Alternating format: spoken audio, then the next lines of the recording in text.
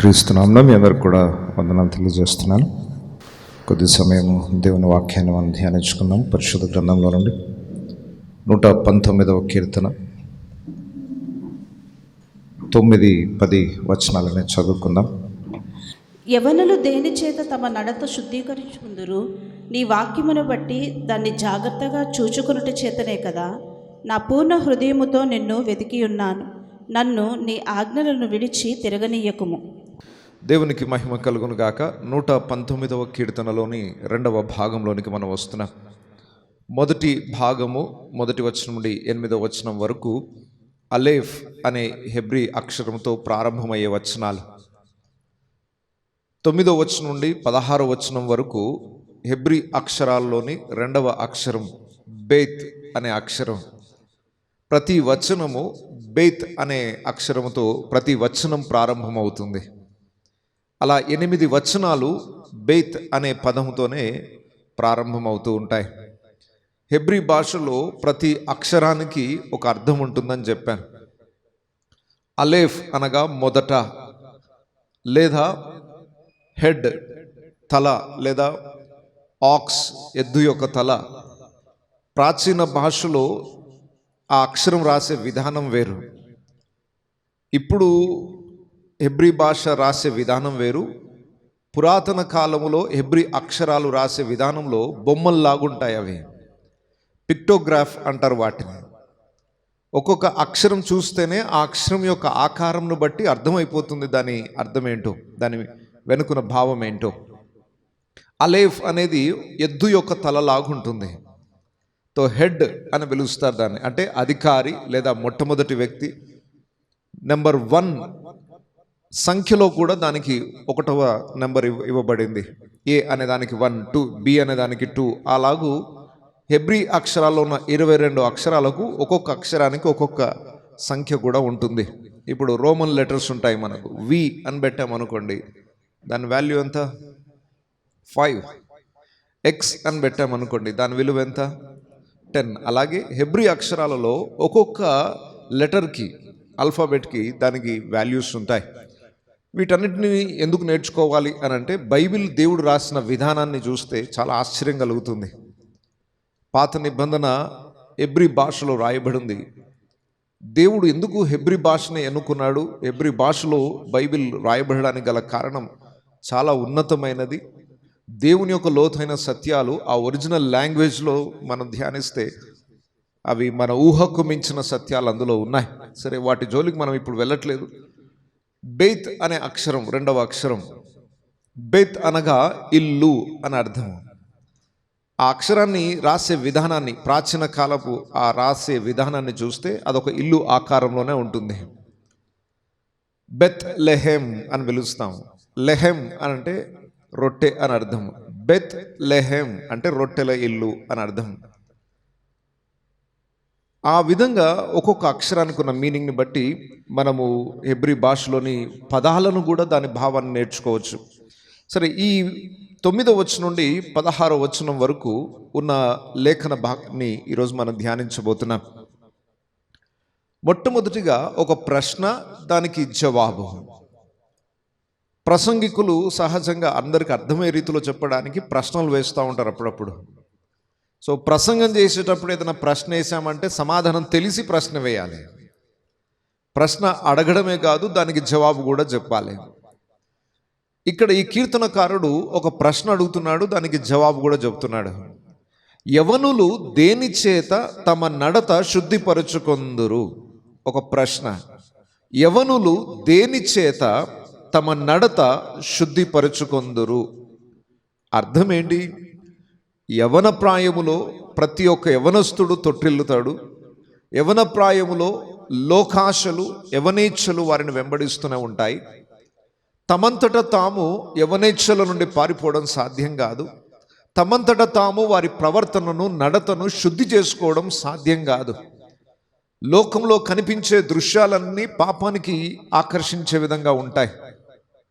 యవనస్తులు తమ ఆత్మీయ జీవితాన్ని తమంతట తాము తమ శక్తితో పవిత్రతను కాపాడుకోవడం అసంభవం. ఎటు చూసినా పాపం వైపే మనిషిని ఆకర్షించే విషయాలు ఉంటాయి కనుక పరిశుద్ధతలో కొనసాగించడం మనిషికి సాధ్యం కాదు. మరి అలాంటప్పుడు పరిశుద్ధంగా బ్రతకడానికి అవకాశం లేనప్పుడు మనం నిత్య జీవానికి ఎలా వెళ్తాం? పరిశుద్ధత లేకుండా దేవుని చూడలేము, పరిశుద్ధత లేకుండా పరలోక రాజ్యంలో అడుగు పెట్టలేము. దీనికి పరిష్కారం ఏంటి అంటే ఆ నడతను సరి చేసుకోవడానికి ఒక మార్గం ఉంది. యవనులు దేని చేత తమ నడతను శుద్ధిపరుచుకొందురు అంటే నీ వాక్యమును బట్టి దానిని జాగ్రత్తగా చూచుకొనుట చేతనే కదా. యవనస్తులకు మాత్రమే కాదు, ఇది ప్రతి మనిషికి అవసరమైన సందేశం. ఇక్కడ స్పెషలీ యవనస్తుల కొరకు చెప్తున్నాడంటే, ఈ కీర్తనకారుడు వయసులో పెద్దబడి ఉంటాడు. యవన ప్రాయంలోనున్న వారు తొట్టిల్లకుండా ఉండడానికి స్పెషల్గా వారిని ఫోకస్ చేసి చెప్తున్నాడు. అయినప్పటికీ ప్రతి వయసులో ఉన్న వారికి ఈ వాక్యము హెచ్చరికగా ఉపయోగపడుతుంది. మన నడతను సరిచేసుకోవడం దేని ద్వారా సాధ్యము అని అంటే దేవుని వాక్యమును బట్టి దానిని జాగ్రత్తగా చూచుకొనుట చేతనే కదా. వాక్యాన్ని పక్కన పెట్టుకొని వాక్యాన్ని పోల్చుకుంటూ నా లైఫ్ ఎలాగుంది, సింపుల్గా చెప్పాలంటే అద్దం ముందుకు వెళ్ళి మన ముఖాన్ని సరి చేసుకోవడం అన్నమాట.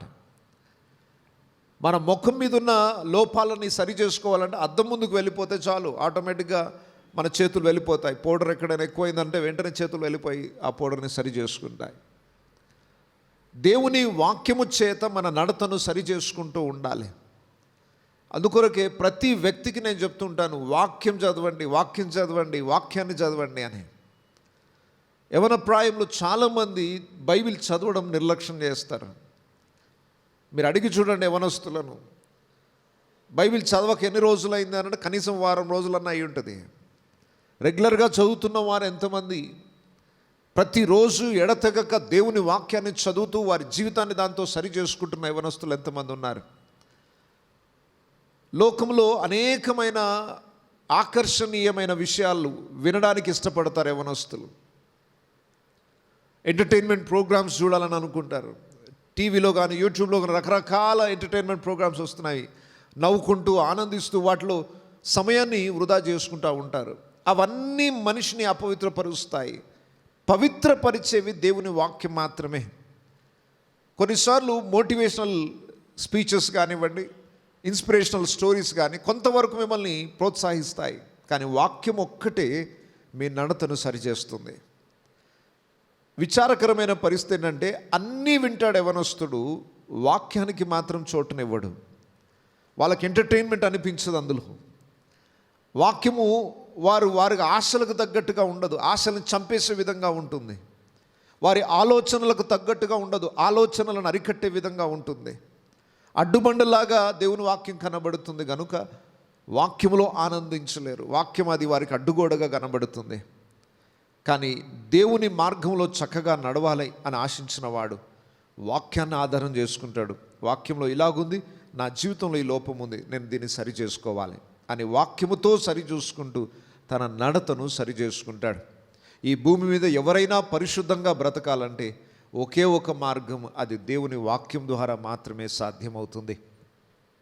వాక్యం కాకుండా ఇంకా ఏ ఇతర లోక సంబంధమైన విషయాలు మనం విన్నంత మాత్రాన, ఏ కథలు విన్నా, ఏ లోకంలోనున్న చరిత్ర విన్నా మన ఆత్మీయ జీవితం మెరుగుపడదు. మన జీవితంలో పవిత్రత దేవుని వాక్యం ద్వారానే సాధ్యమవుతుంది. వాక్యాన్ని దేవుడు నీళ్లతో కూడా పోల్చాడు. వాక్యము చేత ఉదక స్నానము అన్నాడు ఎఫెసీ పత్రికలో. దేవుని వాక్యం చేత కడగబడుతూ ఉంటాం. వాక్యాన్ని వింటున్నప్పుడు పశ్చాత్తాపం కలుగుతుంది. వాక్యానికి హృదయంలో చోటు ఇచ్చినప్పుడు లోపం అర్థమవుతుంది. దాన్ని చేయకుండా ఉండడానికి హెచ్చరింపబడుతూ ఉంటాం. వాక్యము ద్వారా తప్ప మన నడతను సరి చేసుకోవడానికి ఇంకొక మార్గము లేదు. సో ప్రతి వ్యక్తి దేవుడు ఇచ్చిన ఈ యొక్క పరిష్కారాన్ని, సమస్యకు పరిష్కారం, ప్రశ్నకు జవాబు, నడతను సరి చేసుకోవాలని ఆశించే ప్రతి వ్యక్తి ప్రతి దినము దేవుని వాక్యాన్ని చదవాలి, ధ్యానించాలి, ఆచరించాలి. అలా చేయడం ద్వారా వారికి అర్థమైపోతుంది వారి ప్రవర్తనలో ఎలాంటి మార్పులు వస్తున్నాయో. ఇక 10వ వచనం చూద్దాం. నా పూర్ణ హృదయముతో నిన్ను వెదకి ఉన్నాను, నన్ను నీ ఆజ్ఞలను విడిచి తిరగనీయకుము. ఇతని హృదయంలోనున్న వాంఛను వ్యక్తపరుస్తున్నాడు. నా పూర్ణ హృదయముతో నిన్ను వెదకి ఉన్నాను. హోల్ హార్టెడ్గా, హృదయపూర్వకముగా దేవుణ్ణి వెతికాడు. దేవుని కనుగొనాలని, దేవుని సన్నిధిని అనుభవించాలని, దేవుని మార్గాలను తెలుసుకోవాలని, దేవుని యొక్క ప్రేమను అర్థం చేసుకోవాలని, దేవుని సత్యాలను, లోతైన మర్మాలను తెలుసుకోవాలని హృదయపూర్వకంగా వెతికాడట. హృదయపూర్వకంగా వెతికితే దేవుని సన్నిధిని అనుభవించగలుగుతాం. వెదకుడి మీకు దొరుకును. నిజంగా దేవుని సన్నిధి కావాలి, దేవుని పాద సన్నిధికి చేరాలి, ఆయనను స్పర్శించాలి, ఆయన స్వరాన్ని వినాలి, ఆయన మార్గాన్ని తెలుసుకోవాలి అన్న ఆశ ఉండి పూర్ణ హృదయముతో మనం ఆయనను వెతికితే తప్పకుండా ఆయన దొరుకుతాడు. మనము ఆయన సన్నిధిలో సంపూర్ణ ఆనందాన్ని అనుభవించగలుగుతాం. ఇక్కడ ఈ భక్తుని యొక్క ప్రార్థన ఉంది.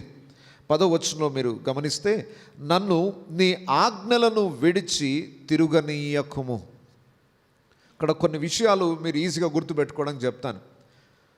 మొట్టమొదటిగా 9వ వచనంలో ఒక ప్రశ్న, దానికి జవాబు. ఆ తరువాత ఈ భక్తుని యొక్క ప్రార్థన కనబడుతుంది.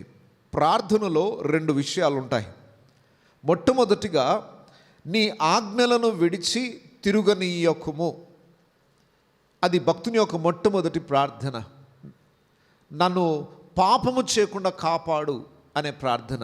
ఇది ప్రతి దినము ప్రతి విశ్వాసి చేయవలసిన ప్రార్థన. దేవా, ఈరోజు నా జీవితాన్ని ప్రారంభిస్తున్నాను, ఈ దినమును ప్రారంభిస్తున్నాను.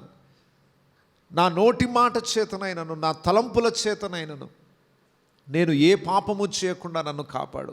19వ కీర్తనలో కూడా భక్తుడు ప్రార్థన చేస్తాడు, నా నోటి మాటలను, నా హృదయ ధ్యానమును నీ దృష్టికి అంగీకారములగునుగాక.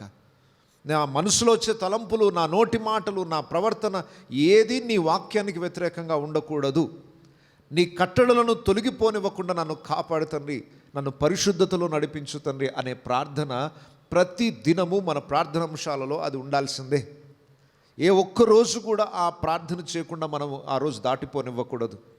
మీరు గమనించి చూడండి, రోజులో ఎన్నో పాపములు చేసే అవకాశాలు ఉంటాయి. దేవుని కృపను ఆ రోజు పొందుకోకపోతే తప్పకుండా తొట్టిల్లుతాం. ఆ రోజు తెలిసి బురదలో కాలేస్తాం. మనకు తెలుసు ఇది అపవిత్రమైనది, దేవుని సన్నిధి మనం దూరం చేస్తుంది, తెలిసి కూడా మనం ఆ పొరపాటు చేస్తాం. ఎందుకంటే ఆ ఉదయం దేవుని సహాయాన్ని పొందుకోలేదు, దేవుని సన్నిధిలో ప్రార్థించలేదు. దేవా, నీ కట్టడలను విడిచి తిరుగనీయకుం నాయనా. అంటే ప్రతి భక్తుని జీవితంలో తొట్టిల్లే ఛాన్సెస్ ఉంటాయి. ఎంత స్థాయికి ఎదిగినా అక్కడి నుండి జారిపడే అవకాశాలు ఉంటాయి. ప్రతి దినము ఈ ప్రార్థన మనం చేయాలి, నీ ఆజ్ఞలను విడిచి నన్ను తిరుగనీయకుము. దాన్ని ఇంకా సింపుల్ సెంటెన్స్లో చెప్పాలి అంటే, దేవా, పాపం చేయకుండా నన్ను కాపాడు. నా తలంపుల ద్వారా కానీ, చూపు ద్వారా కానీ, మాటల చేత కానీ, నా నడత చేత కానీ, నేను తీసుకునే నిర్ణయాల చేత కానీ ఎక్కడా పాపం అనేది నా ద్వారా జరగకుండా నన్ను కాపాడు అనే ప్రార్థనను యథార్థంగా చేస్తేనే ఆ రోజంతా పరిశుద్ధతని కాపాడుకుంటావు. ఇతడు చేసిన ప్రార్థనలో మొదటి విషయం. 2వ ప్రార్థన మనవి కూడా ఆ భక్తుడు చేసింది ఉంది. అది 12వ వచనం చూడండి. యెహోవా, నీవే స్తోత్రము నొందదగిన వాడవు, నీ కట్టడలను నాకు బోధించుము. చాలు. దేవా, నీవే స్తోత్రము నొందదగిన దేవుడవు, నీ కట్టడలను నాకు బోధించుము. పాపం చేయకుండా నన్ను కాపాడు అని ప్రార్థన చేసి, నీ కట్టడలను నాకు బోధించుము. నేను ఎలా బ్రతకాలో నాకు నేర్పించు. ఏమి చేయాలి, ఏమి చేయకూడదు, నీ కట్టడలను, నీ న్యాయ విధులను, నీ మాటలను నాకు బోధించు, నాకు నేర్పించు అని అడుగుతున్నాడు. ఈ ప్రార్థన ఈ కీర్తనలో చాలాసార్లు చూస్తారు మీరు. నాకు నీ ఆజ్ఞలను బోధించు, నీ కట్టడలను బోధించు. ఎన్నిసార్లు మీరు తర్వాత ఈ కీర్తన ధ్యానిస్తున్నప్పుడు ఆ వచనం ఎన్నిసార్లు రిపీట్ అవుతుందో మీకు అర్థమవుతుంది. ఈరోజు ఎంతమంది ఈ ప్రార్థన దేవుని సన్నిధిలో చేసిన వాళ్ళు ఉన్నారు? దేవా, నీ కట్టడలను బోధించు, నీ న్యాయ విధులను బోధించు, నీ రూల్స్ అండ్ రెగ్యులేషన్స్ నాకు నేర్పించు. సహజంగా రూల్స్ అంటే ఎవరికి ఇష్టం ఉండదు. అప్పుడప్పుడు యవనస్తుల బైక్స్ మీద రాసుకుంటారు, నో రూల్స్ అని. నాకేం రూల్స్ లేవు, నా లైఫ్కి వేరే వాళ్ళు రూల్స్ పెట్టడానికి వీలు లేదు. I live my own life, నా ఇష్టం వచ్చినట్టు నేను బ్రతుకుతాను, నాకు ఎవరు రూల్స్ పెట్టద్దు. రూల్స్ని మనిషి ఇష్టపడడు, క్రమాన్ని ఇష్టపడడు, అతిక్రమాన్ని కోరుకుంటాడు. కానీ నిజమైన విశ్వాసి దేవుని క్రమాన్ని కోరుకుంటాడు. దేవాన్ని కట్టడలను నేర్పించు, నాకు ఆ రూల్స్ కావాలి. ఎందుకంటే ఆ రూల్ని అతిక్రమిస్తే ఎలాంటి నష్టం జరుగుతుందో నాకు తెలుసు. దేవుడు నియమించిన మార్గము నుండి తొలగిపోతే ఎలాంటి భయంకరమైన నష్టాన్ని ఎదుర్కోవాలో ఎంతోమంది జీవితాల్లో అంతకు మునిపే చూసాం. కాబట్టి నన్ను అలా తొలగనివ్వకుండా ఉండాలంటే నాకు అసలు ఆ రూల్స్ తెలియాలి. ట్రాఫిక్ రూల్స్ ఏంటో తెలియకపోతే ఫైన్స్ పడతాయి. ఇంతకు మునుపు మాకు తెలియదు, ఆ అవుటర్ రింగ్ రోడ్లో స్పీడ్ లిమిట్ ఉందని లేదు, తెలియదు అప్పట్లో. రోడ్డు చాలా ఖాళీగా ఉంది కదా అని చెప్పేసి ఆ కారు ఎంత స్పీడ్ వెళ్ళగలుగుతుందో అంత స్పీడ్గా వెళ్ళాం, రూల్స్ తెలియవు కాబట్టి. ఆ తర్వాత అక్కడ బోర్డ్స్ పెట్టారు కానీ ఎప్పుడు గమనించలేదు. ఫైన్స్ పడ్డాక అప్పుడు అర్థమైంది, ఓహో ఇక్కడ ఒక ట్రాఫిక్ రూల్ ఉంది, వేగానికి మించి వెళ్తే, లిమిట్స్కి మించి వెళ్తే ఫైన్ పడుతుందని. అదేదో ముందే తెలిస్తే ఫైన్ పడకుండా ఉంటుంది కదా. నీ కట్టడలను నాకు బోధించుము అని అంటే రూల్స్ ముందే తెలిస్తే జాగ్రత్త పడతానయ్యా. ఇలా చేస్తే నష్టం అనే సంగతి నాకు ముందే తెలిస్తే చేయకుండా ఉంటాను. నీ కట్టడలను నాకు బోధించు, ఎవ్రీడే ఎలా బ్రతకాలో నాకు నేర్పించు. నష్టపోయిన తర్వాత తెలుసుకోవడం కాదు, కాలిన తర్వాత, చేతులు కాలిన తర్వాత ఆకులు పట్టుకోవడం అంటారు. నష్టపోయిన తర్వాత అప్పుడు దేవా అని అనడం కన్నా నష్టపోకుండా కాపాడు దేవా అనే ప్రార్థన జ్ఞానయుక్తమైనది. నీ కట్టడలను నాకు బోధించుము. యేసుప్రభు యొక్క శిష్యులు యేసుప్రభుని ప్రతిరోజు ఈ మాట అడిగేవారు. ఆయన ఉపమానాలన్నీ చెప్పేసి సమాజం అంతటిని పంపేసిన తర్వాత ఆయన ఒంటరిగా కూర్చున్నప్పుడు శిష్యుల దగ్గరికి వచ్చి, అయ్యా ఆ ఉపమానం చెప్పావు కదా, దాని భావం ఏంటో మాకు బోధించు, దాని అర్థం ఏంటో మాకు అర్థం కాలేదు, కాస్త వివరించు అని శిష్యులు యేసు ప్రభుని ఏకాంతంగా ఉన్నప్పుడు ఆయన మాటలు ఇంకా వివరంగా తెలుసుకోవాలని, ఆయన కట్టడలను, ఆయన న్యాయ విధులను తెలుసుకోవాలని, ఆయన బోధించిన వాక్యం యొక్క మర్మములను తెలుసుకోవాలని యేసు ప్రభుని అడుగుతూ ఉండేవారు. ఒకసారి యేసుప్రభు శిష్యులు యేసుప్రభుని అడిగారు, అయ్యా యోహాను, బాప్తిస్మిచ్చి యోహాను ఆయన శిష్యులకు ప్రార్థన నేర్పించినట్లు మాకు కూడా ప్రార్థన నేర్పించు, బోధించు, నీ కట్టడలను న్యాయ విధులను తెలుసుకోవడానికి మాకు అవకాశాన్ని ఇవ్వు అని ఆశను వ్యక్తపరిచారు. ఈరోజు ఎంతమందికి ఆ ఆశ ఉంది? వాక్యాన్ని చదవడం వేరండి, కానీ వాక్యంలో ఉన్న సత్యాలను దేవా నాకు బోధించు అని అడగడం మనం ఎప్పుడైనా చేశామా? అలాంటి ఆసక్తిని ఎప్పుడైనా దేవుని దగ్గర మనం చూపించామా? దేవా ఈ అధ్యాయం చదివాను, నాకేం అర్థం కావట్లేదు, దయచేసి నాకు బోధించు, నాకు అర్థమయ్యేటట్టు నేర్పించు అని ఎప్పుడైనా అడిగారా? అర్థం కాని విషయాలు తెలుసుకోవడానికి ప్రయత్నం చేశారా? బైబిల్లో ఉన్న విషయాల్ని చదవడమే చాలా కష్టం, చదవడానికే మనకు తీరిక లేని సమయాల్లో దాని గురించి తెలుసుకోవాలన్న తపన ఎప్పుడు వస్తుంది? దేవుడు మన కొరకు పరిశుద్ధాత్మను ఉంచాడు. యోహాను సువార్తలో చాలా స్పష్టంగా వ్రాయబడింది, నేను మీకు ఆదరణకర్తను పంపిస్తాను, నేను వెళ్తున్నాను, పరిశుద్ధాత్మ మీ యొద్దకు వస్తాడు, ఆయన అన్నిటిని గురించి మీకు బోధిస్తాడు. అంత మాత్రమే కాదు, ఏ ఏ సంగతులను మీరు విన్నారో వాటిని మీకు జ్ఞాపకం చేస్తాడు. మీకు బోధించేవాడు ఆయన్నే, మీరు నేర్చుకున్న విషయాలు జ్ఞాపకం చేయువాడు ఆయన్నే. యోహాను సువార్త 14వ అధ్యాయము 25-26 వచనాలు. నేను మీ యొద్ద ఉండగానే ఈ మాటలు మీతో చెప్పెదను. ఆదరణకర్త అనగా తండ్రి నా నామమున పంపబో పరిశుద్ధాత్మ సమస్తమును మీకు బోధించి నేను మీతో చెప్పిన సంగతులన్నిటినీ మీకు జ్ఞాపకము చేయును. చాలు. ఇప్పుడు మన టీచర్ ఎవరు? మనకు బోధించడానికి దేవుడు మన కొరకు ఎవరిని ఏర్పాటు చేశాడు? ఆయన పరిశుద్ధాత్మ మనకు అందుబాటులో ఉన్నాడు. ఆయన అన్నిటినీ గూర్చి మీకు బోధించును. ఏం అర్థం కాలేదో అడగండి. ఈ భక్తుడు చేసిన ప్రార్థన చేయండి, దేవా నాకు ఇది అర్థం కాలేదు, బోధించు. నా జీవితాన్ని ఎలా కట్టుకోవాలో నాకు తెలియదు, నాకు నేర్పించు. ప్రార్థన ఎలా చేయాలో నాకు తెలియదు, నేర్పించు. ఏం మాట్లాడాలో నాకు తెలియదు, నేర్పించు. అడగండి, దేవుడు తప్పకుండా నేర్పిస్తాడు. పరిశుద్ధాత్మ యొక్క బాధ్యత అది. ఆయన అన్నిటిని గురించి మీకు బోధించును. అంత మాత్రమే కాదు, ఇంకొక మాట రాయబడింది, నేను మీతో చెప్పిన సంగతులన్నిటినీ మీకు జ్ఞాపకము చేయును. పరిశుద్ధాత్మ వచ్చి కొత్త విషయాలేవో చెప్పడు. మీరు ఏం విన్నారో, లేఖనాలలో యేసుప్రభు యొక్క మాటలు ఏవి నేర్చుకున్నారో వాటిని మీకు సమయాన్ని బట్టి జ్ఞాపకం చేసే పని పరిశుద్ధాత్మ దేవుడు చేస్తాడు. అంటే వాక్యాన్ని హృదయంలో పెట్టుకుంటే పరిశుద్ధాత్మ దేవుడు వచ్చి విన్న వాక్యాన్ని, చదివిన వాక్యాన్ని మీకు బయటికి తీసి దాని భావాన్ని అర్థం చేయించి ఏ సమయంలో ఏ వాక్యం అవసరమో మీకు జ్ఞాపకం చేయించే పని పరిశుద్ధాత్మ దేవుడు చేస్తాడు. హృదయంలోనే వాక్యం లేకపోతే పరిశుద్ధాత్మ యొక్క కార్యాన్ని నీ జీవితంలో చూడలేవు. వాక్యాన్ని స్టోర్ చేసుకుంటే పరిశుద్ధాత్మ వచ్చి ఏ సమయంలో ఏ వాక్యము నీకు అవసరమో దాన్ని నీకు ఎత్తి చూపించి జ్ఞాపకం చేసి దాని భావాన్ని తెలియజేసి నిన్ను సరైన త్రోవలోకి నడిపించే ఆ ప్రయత్నము పరిశుద్ధాత్మ దేవుడు చేస్తాడు. ఈరోజు ఆ భక్తుడు చేసిన 2 ప్రార్థన మనవులు. మొట్టమొదటిది ఏంటి? నీ కట్టడలను తిరిగి నన్ను తొలగిపోనివ్వకము, లేదా నీ కట్టడలను మీరి పాపము చేయకుండా నన్ను కాపాడు అన్న ప్రార్థన. రెండవది, నీ కట్టడలను నాకు బోధించుము, వాటిని నేను నా హృదయంలో భద్రపరుచుకుంటాను, నేర్చుకుంటాను. శిష్యులు యేసు ప్రభువుని అడిగినట్లుగా, దేవుని లేఖనాలు నీకు అర్థం కాకపోతే పరిశుద్ధాత్మను అడగండి, దేవా నాకు ఇది అర్థం కావట్లేదు. కొన్నిసార్లు నీకు అర్థం కాని విషయాలు ఆ రోజు దేవుడు చెప్పకపోవచ్చు. ఆధ్యాత్మికంగా నీకు ఒక వయసు వచ్చినప్పుడు నువ్వు ఊహించని సమయాలలో నువ్వు ఎప్పుడో దేవుణ్ణి అడిగిన ఆ ప్రశ్నకు దేవుడు జవాబు ఎక్కడో ఇస్తాడు. బైబిల్లో ఎన్నో ప్రశ్నలు నాకుండేవి. ఆ రోజు ఆ ప్రశ్నకి సమాధానం దొరికేది కాదు, కానీ దేవుని అడిగాం, దేవా దీని అర్థం నాకు కాలేదు, ఈ లేఖన భావం నాకు అర్థం కాలేదు. కొన్ని సంవత్సరాల తర్వాత నాకు ఆత్మీయ అనుభవంలో కొంచెం ఎదిగిన తర్వాత అప్పుడు అర్థమయ్యేది ఆ వచనం.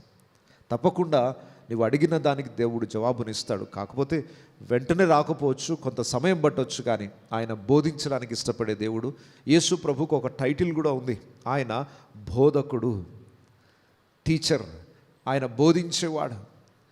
నీకేం అర్థం కాలేదో ఆ టీచర్ని అడుగు. తెలివైన పిల్లలు ఏంటి అని అంటే, ఏం అర్థం కాకపోయినా ఇమ్మీడియట్గా టీచర్ దగ్గరికి వెళ్ళి అడుగుతారు. మొహమాటానికి ఉన్న వాళ్ళు, చదువు మీద ఇంట్రెస్ట్ లేని వాళ్ళు టీచర్ని ఒక్క ప్రశ్న అడగరు. టీచర్తో మాట్లాడడానికి కూడా ఇష్టపడరు. లాస్ట్ బెంచ్ బ్యాచ్ ఒకటి ఉంటుంది, అసలు ఆ టీచర్ ముఖం చూడడానికి కూడా వాళ్ళు ఇష్టపడరు. చూస్తే ఏడకు నన్ను లేపు ప్రశ్న అడుగుతుందేమో, ఏదైనా నేను అడగబోతే తిరిగి మళ్ళీ నన్నే అడిగి అందరి ముందు నన్ను ఇన్సల్ట్ చేస్తారేమో అన్న భయానికి టీచర్స్తో మాట్లాడరు కొంతమంది. మీరు బాగా గమనించి చూడండి, ఏ స్టూడెంట్కి అయితే టీచర్తో సంబంధం ఉండదో ఆ స్టూడెంట్ ఎప్పుడు కూడా ఫెయిల్యూర్లో ఉంటాడు. వాడికి ఏం అర్థం కాదు సబ్జెక్ట్. ఇది నాకు అర్థం కాలేదు టీచర్ అని అడిగి తెలుసుకునే ధైర్యం అతనికి ఉండకపోవడం ద్వారా పరీక్షలన్నిట్లలో కూడా ఫెయిల్ అవుతూనే వస్తాడు.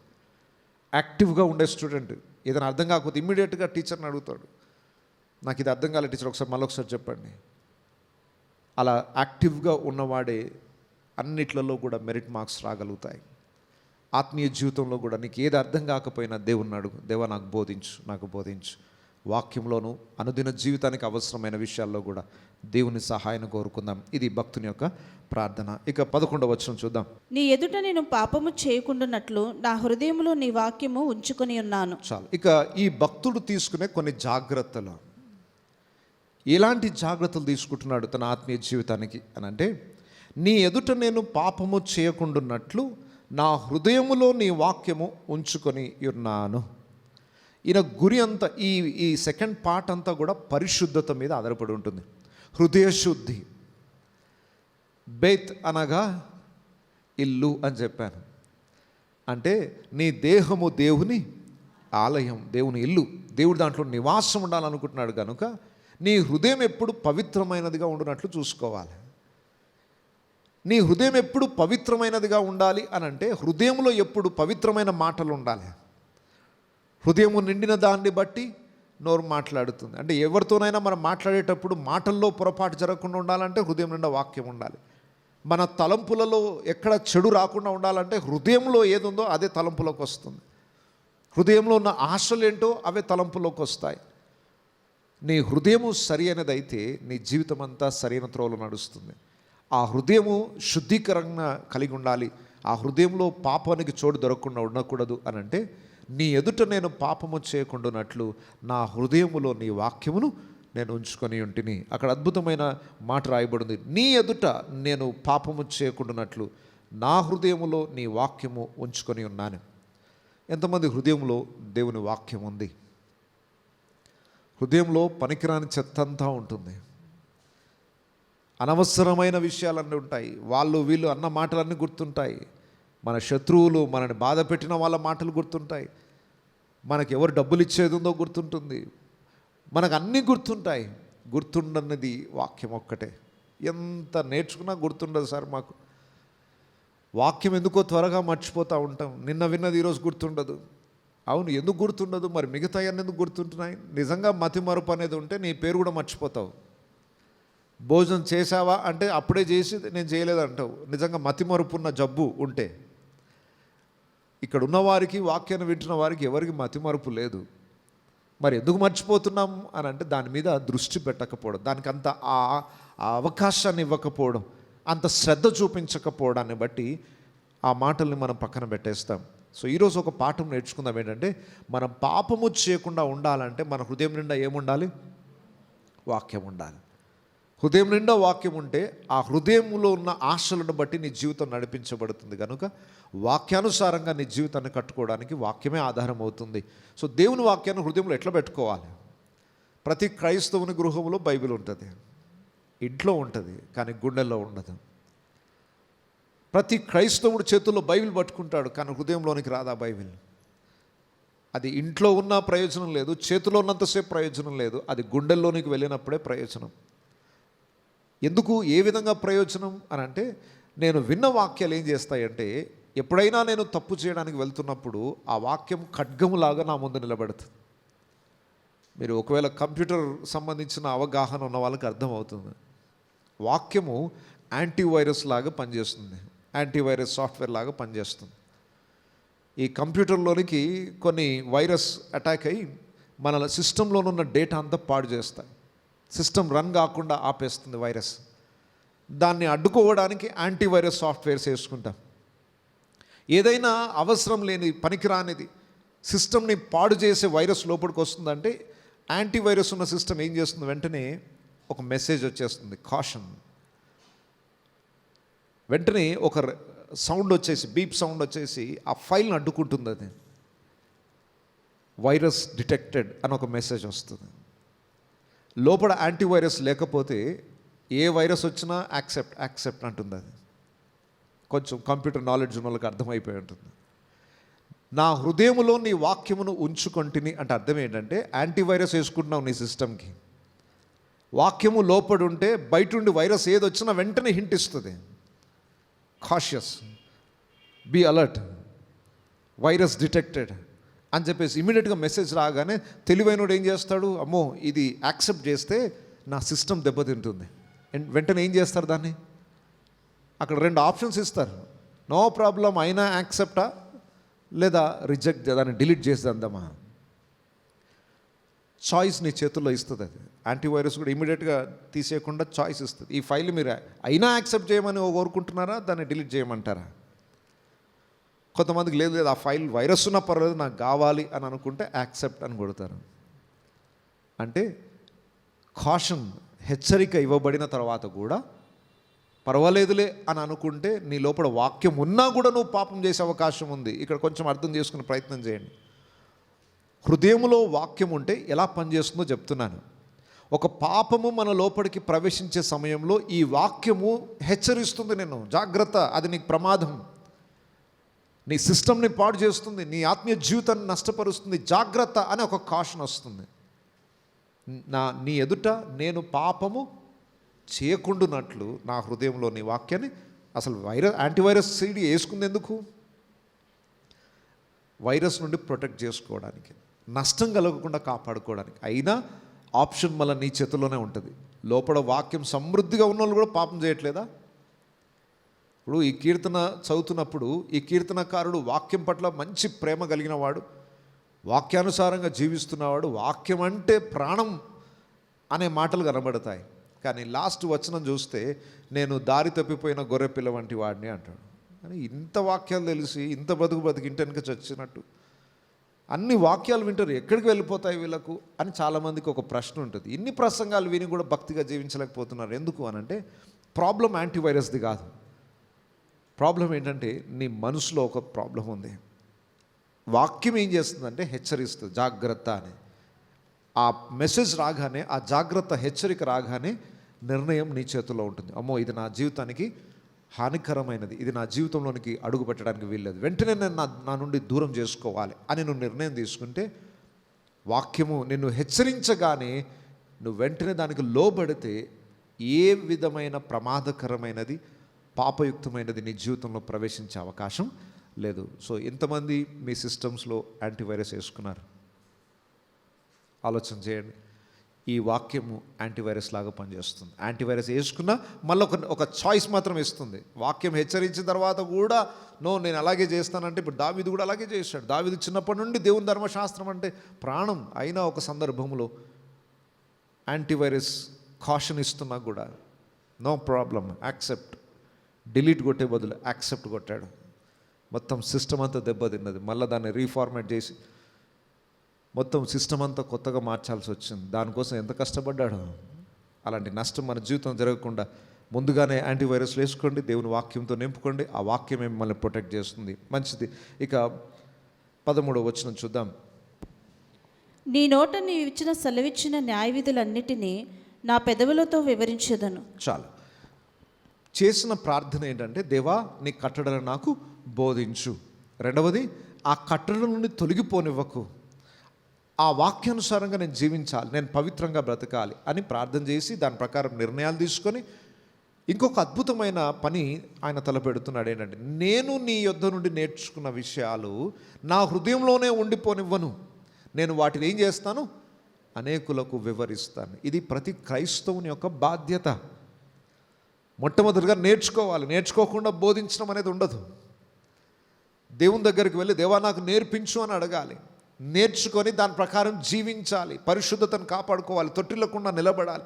ఆ తరువాత చేయాల్సిన పని ఏంటంటే, మనము దేవుని కట్టడలను ఇతరులకు వివరించాలి. రూల్స్ చాలామందికి తెలియవు. అక్కడ 1 వే ఉంది అని తెలుసు, మనకు తెలుసు, కానీ వేరేవాడు తెలియకుండా వెళ్ళిపోతున్నాడు. బాబు అలా వెళ్ళకు, అది 1 వే, ఫైన్ పడుతుంది నీకు అని చెప్పడం మన వంతు, మన బాధ్యత. ఈ మార్గం క్లోజ్ చేయబడింది, నువ్వు ఆ రూట్లో వెళ్తే అక్కడ నువ్వు ముందుకు వెళ్ళలేవు, మళ్ళీ రిటర్న్ రావాల్సి వస్తుంది, రిటర్న్ చేసుకో. మనకు ఏదైనా సత్యం తెలిసినప్పుడు, ఈ మార్గంలో వెళ్ళడం ద్వారా నష్టం జరుగుతుంది అని మనకు తెలిసినప్పుడు, మనము తప్పించుకోవడమే కాకుండా మనతో పాటు ఉన్న వారిని కూడా తప్పించాలన్న ప్రయత్నం చేస్తాము. దేవుని వాక్యాన్ని వివరించడంలో ఉద్దేశం కూడా అదే. మనం ఏదో అందరం ప్రసంగికులం అయిపోవాలని కాదు అక్కడ ఉద్దేశం. నేను ఎలాగైతే దేవుని వాక్యం చేత పాపం నుండి తప్పించబడ్డానో, అలాగూ నా చుట్టూ ఉన్నవారు కూడా పాపంలో నుండి బయటపడి పాపం చేయకుండా తప్పించుకోవడానికి ఈ వాక్యం వారికి అవసరం పడుతుంది. కనుక నేను దేవుని కట్టడలను వివరించేదను. ఈరోజు మనం తీసుకోవాల్సిన నిర్ణయం కూడా అదే. నీ నోట నీవు సెలవిచ్చిన న్యాయ విధులన్నిటినీ నా పెదవులతో వివరించుదును. ఎవ్రీ డే దేవుని మాటలను నీ చుట్టూ ఉన్న వారికి ఎవరికైనా ఒక్కరికైనా నువ్వు పంచుకుంటూ ఉండాలి. ఎందుకంటే ఆ మాటల్లో జీవం ఉంది, ఆ మాటల్లో మనిషి బ్రతుకును మార్చే శక్తి ఉంది. కనుక నీ చుట్టూ ఉన్న వారికి ఈ మెడిసిన్ ఇస్తూ ఉండాలి. కొన్ని రోగ నిరోధక శక్తిని పెంచే ట్యాబ్లెట్స్ ఉంటాయి, మనిషికి ఇమ్యూన్ సిస్టమ్ని పెంచే ట్యాబ్లెట్స్ ఉంటాయి. నేనంటాను దేవుని వాక్యము మనిషి ఇమ్యూన్ సిస్టమ్ అంతా మార్చేస్తుంది.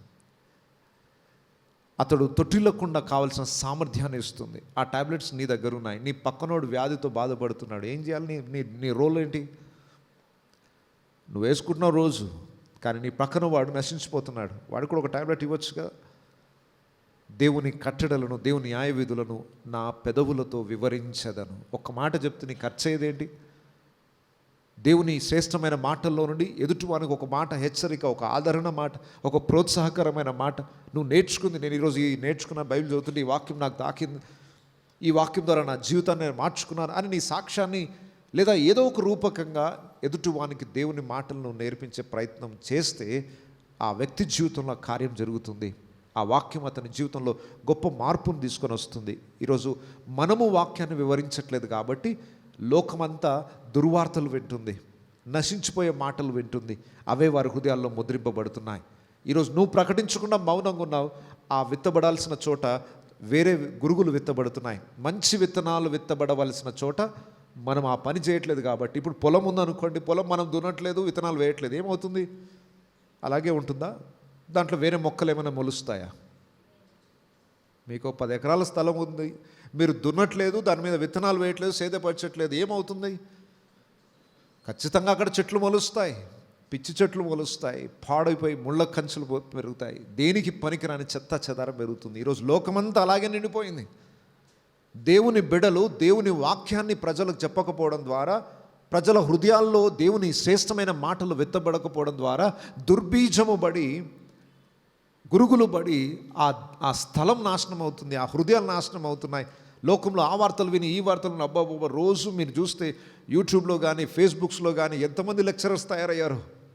అందరూ పండితులే, రోజు ఉపన్యాసాలు, ఆరోగ్య సూత్రాలతో మొదలుపెట్టి ఇక వాడిని ఆధ్యాత్మికంగా నడిపిస్తామని చెప్పేసి మనిషిని అందరిని తప్పుత్రోవ పట్టిస్తుంటే మనుషులందరూ ఆకర్షణీయంగా దాన్ని ఎదురు చూస్తున్నారు. ఆ మాటలు వింటుంటే నాకు విచిత్రం అనిపిస్తుంది. ఎంత బుద్ధిహీనమైన విషయాలు చెప్తుంటే వీళ్ళు ఎంత చక్కగా వింటున్నారో, ఆచరిస్తున్నారు. ఎందుకు అంటే వాళ్ళకు బాగుపడాలని ఆశ ఉంది, కానీ బాగుపడే మాటలు ఎవరు చెప్తారో తెలియదు వాళ్ళకి. ఎవరు ఏం చెప్తే అది వినేస్తున్నారు, దాన్ని ఆచరిస్తున్నారు, నష్టపోతున్నారు. ఆరోగ్య సూత్రాలు కూడా అందరూ చెప్పినవి కరెక్ట్ కాదండి. ఏది పడితే అది వాట్సాప్లో వచ్చింది కదా అని ఫాలో కావడం, యూట్యూబ్లో వచ్చింది కదా అని ఫాలో కావడం, అనవసరంగా ఆరోగ్యం పాడు చేసుకోకండి. జ్ఞానయుక్తంగా నిర్ణయాలు తీసుకోవాలి. మంచి అనేది మనం ప్రకటించకపోతే లోకంలో మంచి అనేది ఎవ్వరు ప్రకటించరు. దేవుని శ్రేష్టమైన మాటల నుండి వచ్చే జీవం గాక లోకంలో ఏ వార్తలు మనిషి విన్నా అది అతనికి క్షేమాభివృద్ధినివ్వదు. ఈరోజు ప్రతి క్రైస్తవుని యొక్క బాధ్యత ఉంది. లోకంలో ఉన్న పొలాలను ఎండిపోతున్నాయి, పిచ్చి చెట్లు మొలుస్తున్నాయి, అందరి హృదయాలలో వ్యర్థమైన మాటలు నిండిపోతున్నాయి. నువ్వు వాక్యాన్ని ప్రకటించకపోవడం ద్వారా, దేవుని మాటలు నువ్వు నేర్చుకొని ఇతరులకు చెప్పకపోవడం ద్వారా వారి హృదయాలలో వ్యర్థమైన వాటిని వారు ఆసక్తికరంగా వింటూ, లోబడుతూ, వాటిని ఆచరిస్తూ నష్టపోతున్నారు. దానికి లెక్క మనం కూడా అప్పగించాలి. సో ప్రతి క్రైస్తవుడు దేవుని శ్రేష్టమైన మాటల్ని నేర్చుకోవాలి, ఆచరించాలి, నేర్పించాలి. ఇది మన డ్యూటీ. ఏమేం చేద్దాం? నేర్చుకోవాలి, ఆచరించాలి, నేర్పించాలి. ఇది మన డ్యూటీ, భూమి మీద మన కర్తవ్యం. అది ఈ కీర్తనకారుడు చేస్తున్నాడు. 14వ వచనం, సర్వసంపదలు దొరికినట్లు నీ శాసనముల మార్గమును బట్టి నేను సంతోషించుచున్నాను. సర్వసంపదలు దొరికినట్లు నీ శాసనముల మార్గమును బట్టి నేను సంతోషించుచున్నాను. సర్వసంపదలు దొరికినట్లు దేవుని వాక్యమును బట్టి సంతోషించేవారు ఎంతమంది? ₹1,00,00,000 దొరికాయి అన్నంత ఆనందం. ఉన్నట్టుండి మీ ఇంటి స్థలం దొవుతుంటే దాంట్లో ఒక 100 కిలోల బంగారు నాణ్యాలు దొరికాయి అనుకోండి. అప్పుడు దొరకవు, దొరికాయి అనుకోండి. మన ఊహకు మించిన ఆనందం. ఉన్నట్టుండి బ్యాంకులో ఎవరో మనకు ₹1,00,000 వేశారు, ఎక్కడ లేని ఆనందం. ఎప్పుడైనా వాక్యం విషయంలో అలాంటి ఆనందం కలిగిందా? సర్వసంపదలు దొరికినట్లుగా నీ వాక్యం నాకు దొరికినప్పుడు ఆనందం నాకు కలిగింది. అంతగా నేను ఆనందిస్తున్నాను, హర్షిస్తున్నాను. ఈ మాట కూడా ఈ కీర్తనలో మీరు చాలాసార్లు చూస్తారు. దేవుని వాక్యము దొరకడంలో ఆనందించడం. వెండి బంగారాల కన్నా, వజ్ర వైడూర్యాల కన్నా దేవుని వాక్యంలో ఆనందించడం. అసలు నేను చెప్తున్నాను, మీకు దేంట్లో ఎక్కువ సంతోషం కలుగుతుంది? మీకు కాస్త టైర్డ్ అయిపోయినప్పుడు, మైండ్ అంతా కాస్త డిస్టర్బ్ అయినప్పుడు కొంచెం ఎంటర్టైన్మెంట్ చూడాలనుకుంటారు కదా, కొంచెం హ్యాపీనెస్ కోసం ఏ ప్రోగ్రామ్ చూస్తారు? నాకైతే ఇప్పుడు అప్డేటెడ్ ప్రోగ్రామ్స్ ఏం తెలియదు. ఏం ప్రోగ్రామ్ చూస్తారు? కొంచెం నవ్వడానికి జబర్దస్త్, ఇంకా ఇతర 2-3 విన్నాను. నేను అడిగాను యవనస్తులను ఏం వింటారు ఎక్కువ అని. ఏం అడగాల్సిన అవసరం లేదు. వాళ్ళ కొంచెం ఖాళీ టైంలో వాళ్ళు ఒంటరిగా కూర్చోండి, మీరు పక్కన వెళ్ళి కూర్చోండి, ఆ ప్రోగ్రామ్స్ ఏంటో మీకు అర్థమైపోతుంది. ఇక్కడ ఉన్న వాళ్ళందరూ అదే మొక్కాలు. ఎందుకు చూస్తున్నారు దాన్ని? ఎంతమంది చూడట్లేదు? Okay, very good. 1-2 చేతులు పైకి అంటే ఆల్మోస్ట్ యథార్థంగా ఒప్పుకున్నారు. థ్యాంక్స్. నేను అడుగుతున్నాను, మీరేం పాపం చేస్తున్నారని ఏం అనట్లేదు, కానీ ఎందుకు చూస్తున్నారు దాన్ని అంటే దాంట్లో ఏదో కొంచెంసేపు రిలాక్సేషన్, కొంచెం ఆనందం, కొంచెం ఎంటర్టైన్మెంట్, కొంచెం నవ్వుకుంటాం, కాస్త రిలాక్స్ ఉంటుంది. ఎప్పుడైనా మూడ్ ఆఫ్ అయిపోయినప్పుడు, డిస్టర్బ్ అయిపోయినప్పుడు, స్ట్రెస్కి ఫీల్ అయినప్పుడు, టైర్డ్ అయిపోయినప్పుడు కొంచెం ఆనందం కోసం దేవుని వాక్యం చదువుతాను అని ఎప్పుడైనా అనుకున్నావా? ఈరోజు బాగా డిస్టర్బ్ అయినా కొద్దిసేపు నా హృదయం ఆనందించినట్లుగా దేవుని వాక్యం తెచ్చి కాసేపు చదువుకుంటాను అని ఎప్పుడైనా అనిపించిందా నీకు? నీకు ఈ ప్రోగ్రామ్స్ అన్నీ గుర్తొచ్చాయి. టీవీలో ఎంటర్టైన్మెంట్ ప్రోగ్రామ్స్, యూట్యూబ్లో ఎంటర్టైన్మెంట్ ప్రోగ్రామ్స్. ఏదైనా కాస్త డిస్టర్బ్ అయితే అది చూడాలనుకుంటున్నావు కదా, అట్లా ఎప్పుడైనా వాక్యం గురించి అనుకున్నావా? నేను కృంగిపోయాను, ఈరోజు మళ్ళీ నన్ను ఉజ్జీవింపజేయడానికి కొద్దిసేపు దేవుని వాక్యం చదువుతాను. ఆ వాక్యం నాకు ఆనందాన్ని ఇస్తుంది. ఈ కృంగిపోయిన సమయంలో వాళ్ళు వీళ్ళన్న మాటలు నా మైండ్ని పాడు చేస్తున్నాయి, కాసేపు వాక్యమన్నా చదువుకుంటే నా మైండ్ ఫ్రెష్ అవుతుంది అని ఎప్పుడైనా అనిపించిందా? నాకు తెలిసినంత వరకు 99% ఎవరికి అనిపించదు. ఆ టైంలో ఇంకా బైబిల్ పక్కన పెట్టేస్తారండి. డిస్టర్బ్ అయిన టైంలో నిన్ను సంతోషపెట్టేది వాక్యమైన సంగతి నీకు తెలియదు. ఆ రహస్యం తెలియదు చాలామందికి. లోకంలో ఉన్న వాటిని వెతుక్కుంటాం, ఆనందం కోసం ఎంటర్టైన్మెంట్ ప్రోగ్రామ్స్ వెతుక్కుంటాం. మీరు దానికి ఎడిక్ట్ అయిపోయారంటే వాక్యం విలువ మీకు తెలియదని అర్థం. వాక్యంలో ఆనందించలేకపోతున్నావు అని అంటే వాక్యం విలువ నీకు తెలియలేదని అర్థం. వెండి బంగారాల కన్నా, అన్ని రకాల ప్రోగ్రామ్స్ కన్నా దేవుని వాక్యంలో ఉన్న ఆనందం, దాని రుచి నీకు తెలియదు. తెలిస్తే వేరే ఏం పట్టుకోను, ఆనందించలేవు వాటిని. దైవికమైన విషయాలలో ఆనందించేవాడు లోక సంబంధమైన విషయాల్లో ఆనందించలేడు, అసాధ్యం అది. మనసు లోపల కలుక్కుమంటుంది. దైవికమైన విషయాల్లో ఆనందించేవాడు లోక సంబంధమైన ఎంటర్టైన్మెంట్ చూసినా మనసులో నెమ్మది అనిపించదు.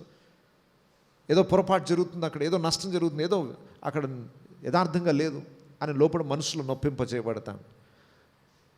వాక్యంలో ఆనందించట్లేదు కాబట్టి అన్నిట్లలో నువ్వు ఏదో దొరుకుతుంది అనుకొని వెతుక్కుంటున్నావు. సో ఈరోజు ఈ భక్తుని యొక్క ఆత్మీయ స్థితిని మనం నేర్చుకుందాం. 14వ వచనంలో సర్వసంపదలు దొరికినట్లు, సర్వసంపదలు కిలో బంగారం కాదు, 10 కిలోల బంగారం కాదు, సర్వసంపదలు. భూమి మీద ఏదైతే ఆస్తిపాస్తులు, సర్వసంపదలు అంటే A to Z, సర్వసంపదలు దొరికినట్లు నీ శాసనముల మార్గమును బట్టి నేను సంతోషించుచున్నాను. నాకు తెలిసినంత వరకు ఈ వచనం అనుభవం ఎవరికి రాలేదు. గొప్ప ఆస్తి దొరికినంత ఆనందం దేవుని వాక్యం. ఈ మాట చాలాసార్లు ఉంది. 72వ వచనంలో, 127వ వచనంలో, ఒక్కసారి 72వ వచనం చూడండి. ఈ మాట, ఈ కీర్తనలో చాలాసార్లు వింటాం మనం. వేల కొలది వెండి బంగారు నాణెముల కంటే నీవిచ్చిన ధర్మశాస్త్రము నాకు మేలు. దేనికంటే మేలు? వేల కొలది వెండి బంగారు నాణెముల కంటే నీవిచ్చిన ధర్మశాస్త్రము నాకు మేలు. 127వ వచనం చూడండి. బంగారు కంటేను అపరంజి కంటేను నీ ఆజ్ఞలు నాకు ప్రియముగానున్నవి. రైట్. బంగారం కంటే అంటే ఇప్పుడు మనకంత రిలేటెడ్గా అనిపిస్తలేదు, కానీ జబర్దస్త్ కంటే ఇంకేదైనా ఒక ప్రోగ్రాం చెప్పండి మీరు బాగా ఎంటర్టైన్మెంట్ ఫీల్ అయ్యేది. చెప్పరా? పవిత్రుల దేవుని మందిరంలో ఇలాంటి పేర్లు ఏంటి అంటారా? పొద్దున్న లేస్తే అదే ప్రోగ్రాం చూస్తారు, కానీ ఇక్కడికి వచ్చేసరికి పవిత్రులం, పరిశుద్ధులం. అమ్మో, ఆ మాట మీరు స్టేజ్ మీద ఉండి పలకడం న్యాయం కాదు. చేసేదాన్ని అవే పనులు కదా. వెండి బంగారముల కంటే కోరదగినది అని దేవుని వాక్యాన్ని అనాలంటే, నీకు వెండి బంగారాలు అంటే ఇప్పుడు అది నీకు రిలేట్ కావట్లేదు. అది ఎప్పుడు కోరుకోలేదు సార్ మేము. కానీ నువ్వు ఆనందించేవి మరొకటి ఉన్నాయి కదా, వాటికన్నా ఇది శ్రేష్టమైనది అని నువ్వు పలకగలిగిన నాడు నువ్వు ఆధ్యాత్మికంగా ఎదిగిన స్థాయికి వచ్చావు. సో ఈ విధంగా ఈ కీర్తనకారుని యొక్క సంతోషం దేంట్లో ఉందో అది వ్యక్తపరిచాడు. సరే, ఇంకా కాస్త ముందుకు వెళ్దాం. 15వ వచనం. నీ ఆజ్ఞలను నేను ధ్యానించదను, నీ త్రోవలను మన్నించదను. చాలు. నీ ఆజ్ఞలను నేను ధ్యానించదను. ఏం చేస్తాడు? చదవడం వేరు, ధ్యానించడం వేరు. రోజు చదివే అలవాటు కొంతమందికి ఉంటుంది. రోజుకు 3 అధ్యాయాలు చదవాలనో, లేదా రోజుకు 1 అధ్యాయం చదివేసి వెళ్ళిపోవాలనో అలవాటు మంచిదే. అయితే చదవడముతో ఆగిపోకుండా ఇంకొక మెట్టు ఎదగాలి. ధ్యానించడం అంటే అర్థం ఏంటంటే, ఆ వాక్యమును ఎవరు రాశారు, ఎవరి కొరకు రాశారు, ఏమి రాశారు, ఎందుకు రాశారు, ఎప్పుడు రాశారు, దాని నుండి నేను నేర్చుకోవాల్సిన పాఠం ఏంటి, దీనికి సంబంధించి బైబిల్లో ఇంకెక్కడైనా ఏమైనా ఉందా అని పరిశోధన చేసి దాని భావాన్ని అర్థం చేసుకొని దాన్ని నెమరు వేసుకుంటూ, జ్ఞాపకం చేసుకుంటూ, మనం చదవడానికి ఒక 10 నిమిషాలు పడుతుంది, కానీ ధ్యానించడానికి దినమంతా పడుతుంది. మీరు ప్రయాణంలో ఉన్నా, మీరు ఏ పనిలో ఉన్నా ఆ మాటల్ని ధ్యానిస్తూ ఉండొచ్చు, నెమరు వేస్తూ ఉండొచ్చు. ధ్యానం అనేది మనం చెప్పాల్సిన డెఫినేషన్ కాకుండా లోకం వేరే డెఫినేషన్ చెప్తుంది అనుకోండి. ధ్యానం విన్నారా? లోకంలో ఈ పదం, మేము మెడిటేషన్ చేస్తున్నాం సార్, మేము మెడిటేషన్ చేస్తున్నాం అంటారు. ఏం మెడిటేషన్ చేస్తున్నాం? మెడిటేషన్ అంటే ఏంటి వాడి దృష్టిలో? ధ్యానం అనగా శ్వాస మీద ధ్యాస. విన్నారా ఎప్పుడైనా ఈ డెఫినేషన్? శ్వాస మీద ధ్యాస. లోకం దృష్టిలో ధ్యానం అంటే ఎంటీ చేసుకోవడం, ఏం తలంపు రాకుండా ఉట్టి ఊపిరి పీల్చుకోవడం, ఊపిరి వదలడం, ఊపిరి పీల్చుకోవడం, ఊపిరి వదలడం, అదే ధ్యానం అంట. నో, బైబిల్ చెప్పే ధ్యానం అది కాదు. దేవుని కట్టడలను ధ్యానించుట. శ్వాస మీద ధ్యాస కాదు, శ్వాసనిచ్చిన దేవుని మీద ధ్యాస. ఆ శ్వాస ఎవరిదో ఆయనని ధ్యానం చేయడం, ఆయన మాటలను ధ్యానం చేయడం.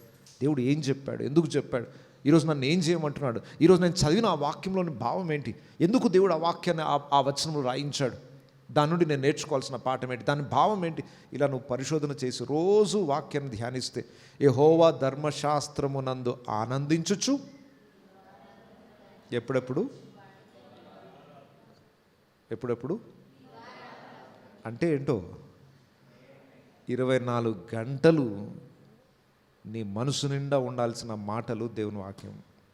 దివారాత్రము దేవుని ధర్మశాస్త్రం ధ్యానించువాడు బ్లెస్డ్, ఆశీర్వదించబడినవాడు. ఆశీర్వాదం కావాలి. సీక్రెట్ చెప్తున్నాను, ఫాలో కండి. వెండి బంగారాల కన్నా శ్రేష్టమైన నిధులు దొరుకుతాయి మీకు. వాక్యాన్ని ధ్యానించండి. అతని జీవితం ఎలా ఉంటుంది?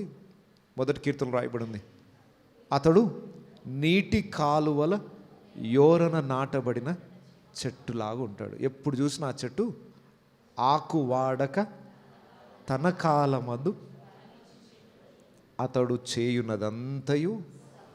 ఇన్ని వరాలు ఉన్నాయి, ఇన్ని బెనిఫిట్స్ ఉన్నాయండి. దేవుని ధర్మశాస్త్రమును ధ్యానించడం ద్వారా నీ చెట్టు ఎండిపోదు, నీ జీవితం ఎండిపోదు. అది ఎప్పుడు ఆకు వాడక తన కాలమందు ఫలాన్ని ఇస్తుంది. అంత మాత్రమే కాదు, అతడు చేయునదంతయు. మీ జీవితంలో సక్సెస్ అనేది చూస్తున్నారా? మీరు చేస్తున్న పనిలో సక్సెస్ అనేది చూస్తున్నారా? మ్యాక్సిమం దేవుని వాక్యాన్ని పక్కన పెట్టి చేసే ప్రతి ప్రయత్నంలో ఫెయిల్యూరే చూస్తాం మనం.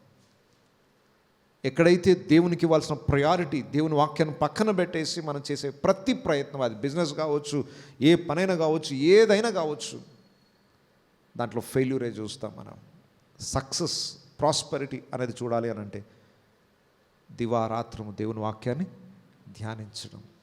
ఆ భక్తుడు నిర్ణయం తీసుకున్నాడు, నీ ఆజ్ఞలను నేను ఈ మాట కూడా ఈ కీర్తనలో చాలాసార్లు రాయబడింది. నేను ధ్యానించదను కనీసం 10 సార్లకు పైగా ఈ కీర్తనలో మీరు చూస్తారు. నేను నీ కట్టడం ధ్యానించదను అని.